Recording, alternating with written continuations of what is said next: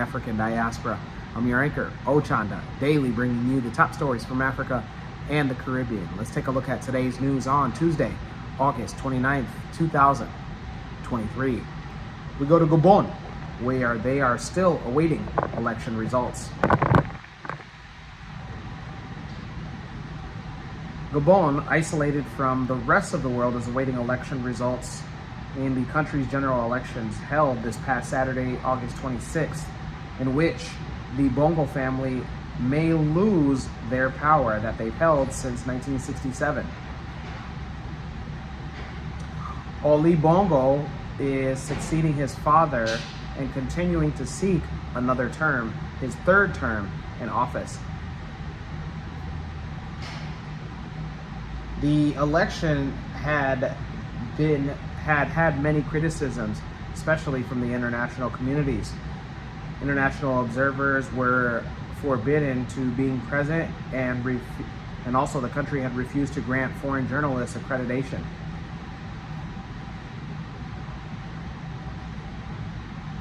And so far, some polling stations were reported to being open 4 to 6 hours after the legal opening time. It was also reported that ballot papers for opposition candidates were nowhere to be found. Those in Gabon, let us know if you had a chance to cast your ballot. Let us know who it's for. We want to hear directly from you. Let's go to East Africa, where the army chief has made his first trip abroad.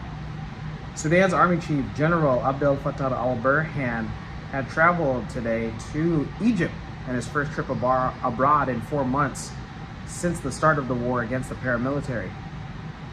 General Burhan, the country's leader since his 2021 stance, is due to hold talks with Egyptian President Abdel Fattah al-Sisi on the latest developments in Sudan, and also bilateral relations between the two countries. Since April 15th, the Army and the Rapid Support Forces under the General Mohammed Dagalo, aka Hameti, have been at war. For the first time on Tuesday in Port Sudan, General Burhan appeared in public in civilian clothes. Since the start of the war, he had made very rare appearances, even in fatigues with a gun in a hand, and making numerous statements. His plane took off from Port Sudan, the only city in the country with a functioning airport. This is his first trip out of the country, a time where rumors of negotiations between the two generals were multiplying.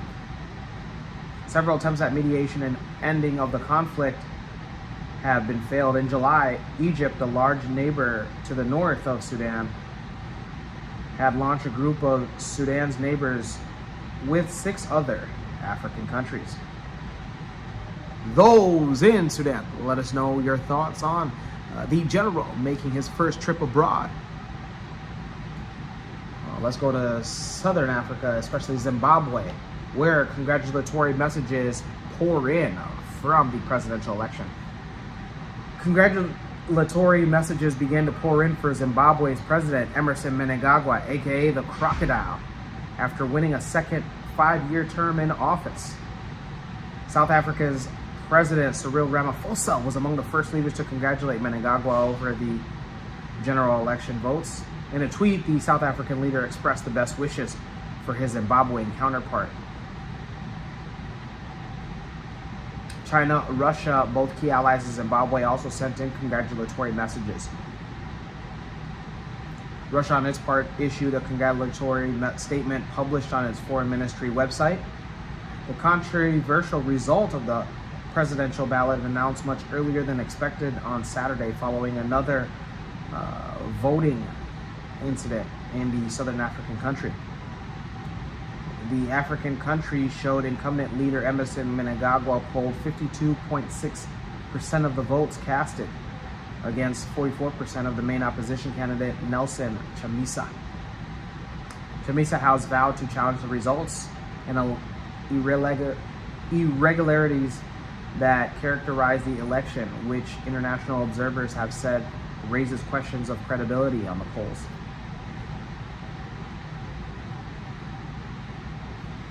Mnangagwa, aka the Crocodile, is now set for a second and final 5-year term. He has quoted been saying that I did not conduct these elections. And I think those who feel the race was not run properly know where to go to complain. I'm so happy, he added. Voting was extended last week into an extra day following a shortage of ballot papers. Those in Zimbabwe, let us know your thoughts. Let us know if your candidate did win. And from Kush News to Emerson Mnangagwa, congratulations. And to the people of Zimbabwe, congratulations.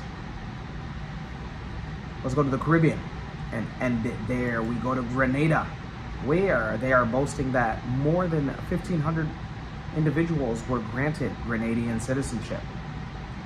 The Grenada government says that it had approved over 2,000 foreign investors to become nationals of the island nation under the Citizenship by Investment, known as the CBI program. According to the latest data released by the Ministry of Finance in the country, over 2,000 people were approved under the CBI that allows for foreign investors to be granted citizenship in return for making a substantial investment in the socio-economic development of the country.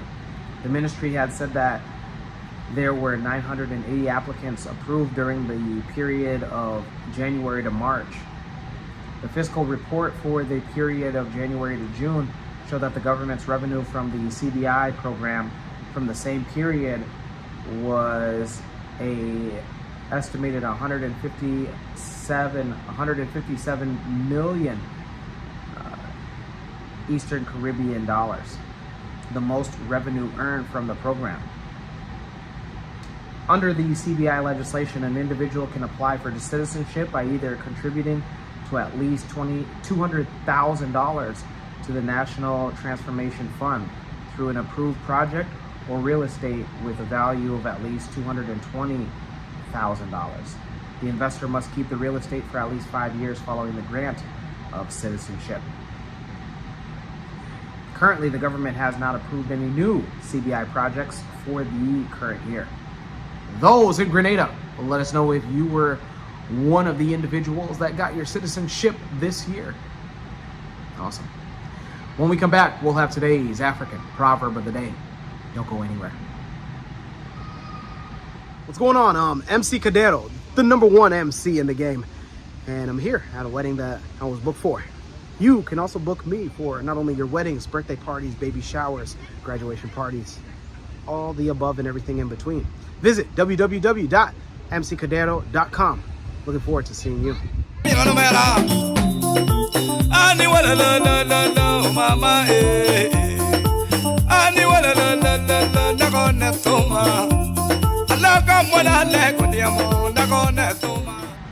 Welcome back. Let's take a look at today's African proverb of the day, and it comes to us from Ambede.